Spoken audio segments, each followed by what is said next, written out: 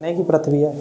नमस्कार दोस्तों, आप सभी का अभिनंदन और स्वागत बहुत बहुत आपके इस सेगमेंट में, इस वीडियो में देवेंद्र क्लासेस में आपका स्वागत है। तो चर्चा करेंगे हम सामाजिक सुधार आंदोलन, जैसा कि मैं बता चुका हूं आपको। तो पहला टॉपिक है हमारा थियोसोफिकल सोसाइटी। ये भी एक सामाजिक सुधार आंदोलन की तरह इस सोसाइटी ने जन्म लिया। हालांकि इस सोसाइटी का जन्म होता है अमेरिका के न्यूयॉर्क शहर में। कौन से शहर में कंप्यूटर जी? न्यूयॉर्क शहर, अमेरिका के। लेकिन इसका स्थानांतरण कर दिया जाता है 1882 में भारत में। 75 में बनी थी ये अमेरिका में, 1875 में, और 82 में कहाँ आती है? भारत के मद्रास, यानी कि दक्षिण भारत में इसका प्रचार प्रसार बहुत तेजी से और जोरों से होता है। इसका भी उद्देश्य सामाजिक सुधार था, ठीक है। और इसके अलावा बात करेंगे हम गोपाल कृष्ण गोखले जी के एक संस्था पर, एक संगठन पर, जिसका नाम भारत सेवक समाज। तो अंत तक रहे वीडियो में। तो देखते हैं सबसे पहले थियोसोफिकल सोसाइटी। तो देखिए हेडिंग है थियोसोफिकल आंदोलन या सोसाइटी। तो देखिए जो ये वाला शब्द है इसमें, पहला वाला थियोसाफी, इसका मतलब यही वाला शब्द है। इसका अर्थ क्या है? ब्रह्मा विद्या। अगर इसके हिंदी में अर्थ के लिए जाएंगे तो क्या नाम है इसका? ब्रह्मा विद्या। हालांकि कहीं ना कहीं कहाँ से मैच कर रहा है ये? उसी राजा राम मोहन राय के विचारों से मैच कर रहा है। ये भी विचार है ना, क्योंकि राजा राम मोहन राय की समाज का क्या नाम था? ब्रह्म समाज या ब्रह्म समाज। तो ऐसे स्थापना किसने करी साहब? तो स्थापना करी मैडम एच.वी. ब्लावटस्की। एक तो ये थी मैडम एच.वी. ब्लावटस्की और दूसरे व्यक्ति थे कर्नल एम.एस. अलकॉट। ये दोनों व्यक्तियों ने मिलकर के स्थापना करी, और ये दोनों कहाँ के थे? पश्चिमी दुनिया के थे। पश्चिमी दुनिया के व्यक्ति थे, यानी कि अमेरिका से थे, ठीक है।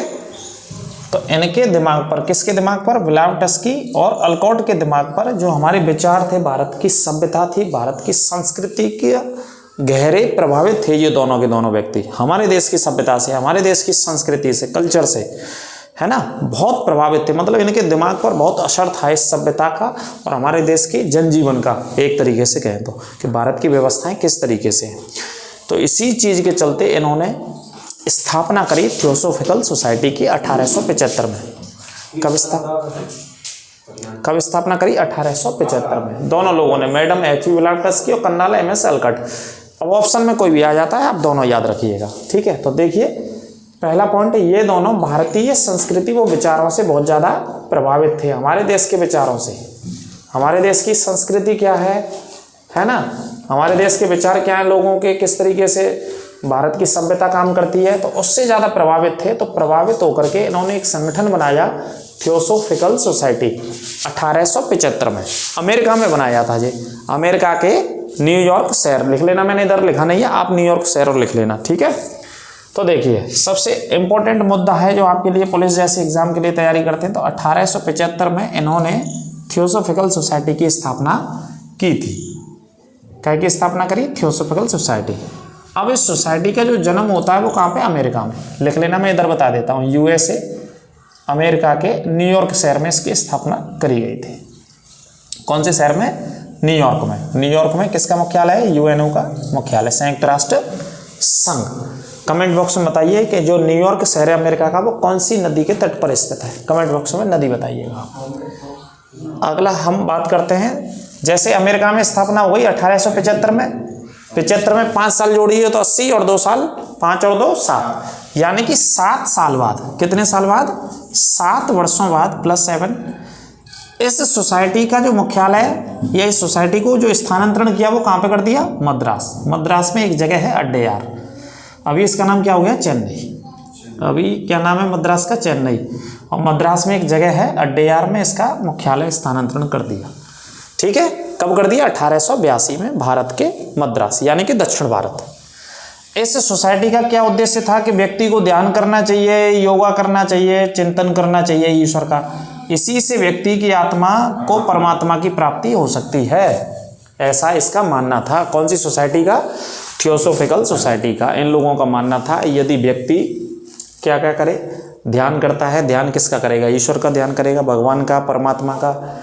योगा करता है, योग करता है, प्रतिदिवस चिंतन करता है, मनन करता है। तो अगर इन कार्यों को व्यक्ति करता है तो आत्मा का मिलन हो सकता है परमात्मा से, ऐसा मानना था थियोसोफिकल सोसाइटी का।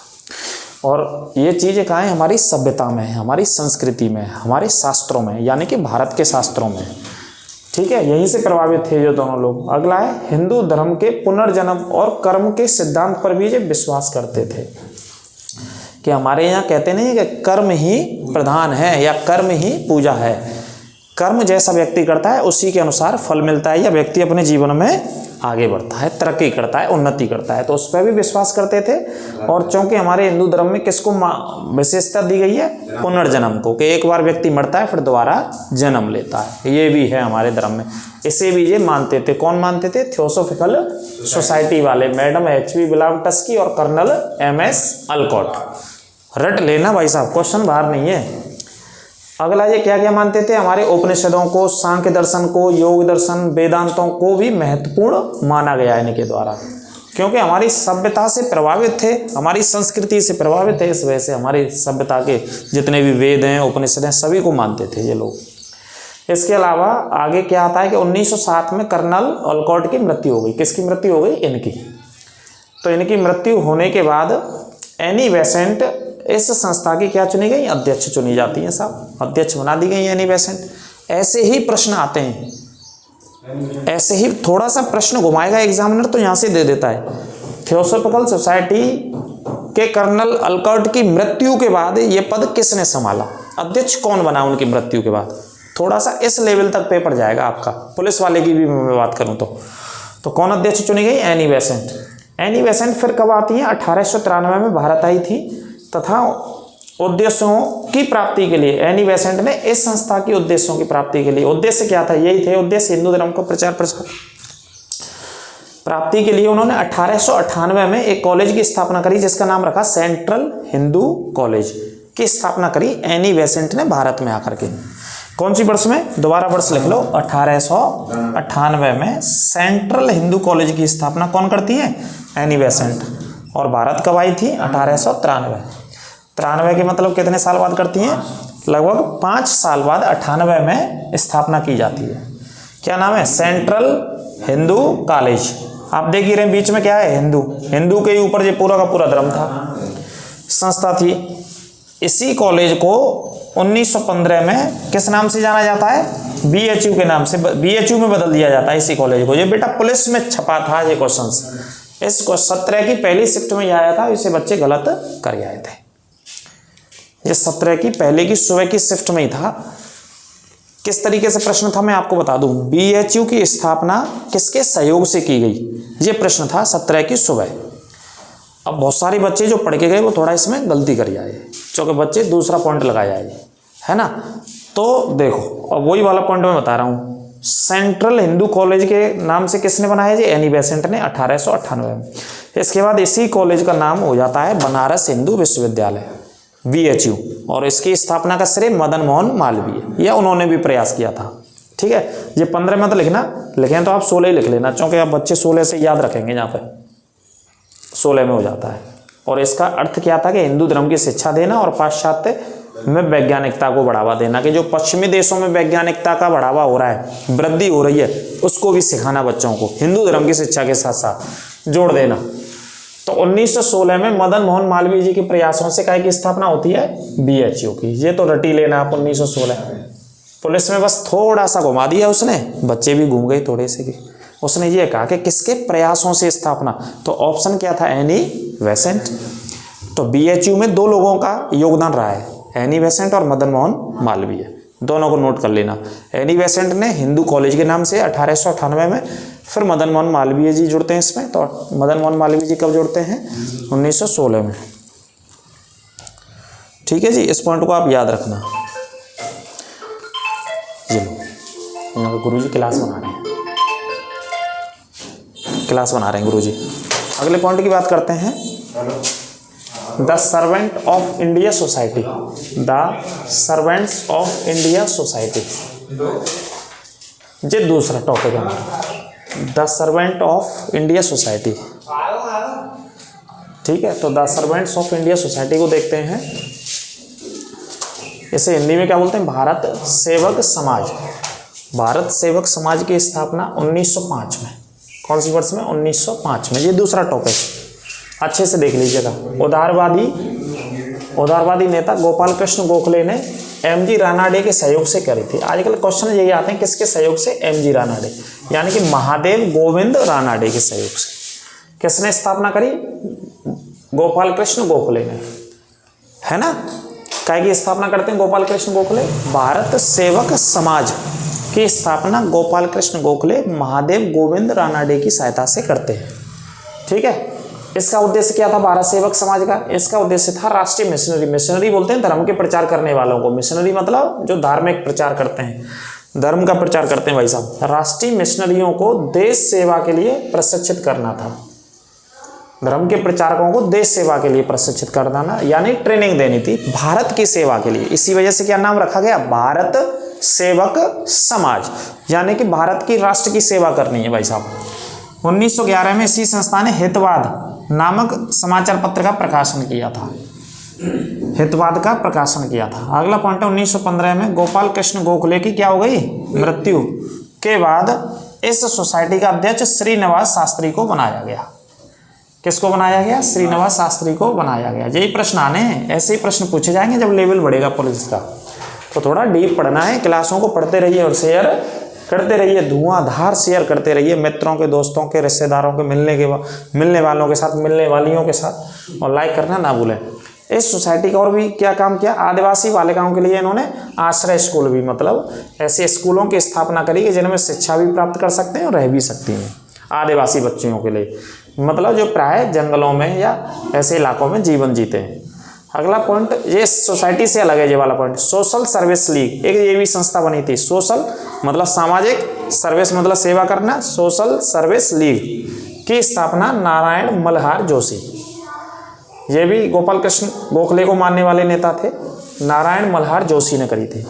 इन्होंने ही 1920 में, नारायण मल्हार जोशी ने ही अखिल भारतीय ट्रेड का मतलब व्यापार, अखिल का मतलब पूरे भारत के स्तर का, संपूर्ण भारत। अखिल शब्द आ जाए तो इसका मतलब है पूरा भारत। अखिल भारतीय ट्रेड यानी कि व्यापार यूनियन कांग्रेस की स्थापना करी थी। कब करी थी इन्होंने? 1920 में। ये भी नोट कर लेना है ना। व्यापार के लिए एक संगठन बनाया था। सभी लोगों को जीवन व स्वास्थ्य बेहतर होना चाहिए, इस दिशा में इन्होंने काम किया, इस दिशा में। ठीक है। ये अलग अलग पॉइंट ले लिए मैंने, 2-3 पॉइंट, इनको अलग से नोट कर लेना, ये सोसाइटी से अलग है। अगला मुद्दा है 1905 में मैसूर में एक आंदोलन चला था जिसका नाम था बोकालिंग संघ। एक आंदोलन था, इसकी स्थापना वहीं के लोगों के द्वारा की गई और ये एक ब्राह्मण विरोधी आंदोलन था। बस इसमें ये प्रसिद्ध बात है, 1905 में चला था, ब्राह्मण विरोधी आंदोलन चलाया था ये मैसूर में। कहाँ पे? कर्नाटक के मैसूर में। अगला मुद्दा लिया है हमने राधा स्वामी सत्संग। 1861 में शिवदयाल साहब ने कहाँ पे स्थापना करी इसकी? आगरा में स्थापना करी थी। ये भी सभी धर्मों को सत्य मानते थे और ईश्वर में विश्वास करते थे। ये मानते थे कि सभी सत्य है और व्यक्ति को ज़्यादा से ज़्यादा सत्संग करना चाहिए, ईश्वर का ध्यान रखना चाहिए, मनन करना चाहिए, ऐसा मानना था राधा स्वामी सत्संग वाले। 1861 में शिवदयाल साहब, आगरा में इसकी स्थापना की गई। अब एक और बात मैं आपको नोट करा दूँ, यहाँ पे नोट कर लेना। महादेव गोविंद रानाडे के शिष्य थे गोपाल कृष्ण गोखले। ठीक है। महादेव गोविंद रानाडे के शिष्य कौन थे? गोपाल कृष्ण गोखले। और गोपाल कृष्ण गोखले के जो शिष्य थे वो कौन थे? महात्मा गांधी। ये बेटा नोट कर लेना, 1 करोड़ रुपए की बात है, ये कहीं दुनिया में मिलेगी नहीं, इसकी कोई कीमत नहीं है, करोड़ों में भी कीमत नहीं है इसकी। महात्मा गांधी उनके शिष्य थे। आमतौर पर बच्चे रटते हैं कि गोपाल कृष्ण गोखले के शिष्य कौन थे? गांधी जी। या गांधी जी के राजनीतिक गुरु कौन थे? गांधी जी के राजनीतिक गुरु गोपाल कृष्ण गोखले। और गोपाल कृष्ण गोखले के भी गुरु कौन थे? महादेव गोविंद रानाडे। तीनों पॉइंटों को अच्छे से नोट कर लेना। तो इसमें 2 टॉपिक कवर किए भाई साहब हमने, थियोसॉफिकल सोसाइटी और दूसरा भारत सेवक समाज, और ये कुछ अलग से पॉइंट्स आपको बता दिए हैं। लगातार जुड़े रहिए हमारे साथ, शेयर करते रहिए हमारे चैनल को, बिल्कुल निःशुल्क हम सेवा दे रहे हैं आपके लिए। 1 दिवसीय परीक्षाओं को ध्यान में रख करके लाइक करना क्लास को ना भूलें, और अपने जो भी विचार हैं, सुझाव हैं, वो देते रहें समय से। कमेंट अवश्य किया करें आप, जिससे कि और बेहतर से बेहतर हम आपके लिए इन पॉइंटों को रखें और क्लास लेकर के आएँ। तो मिलते हैं अगली क्लास में, तब तक के लिए नमस्कार, राधे राधे।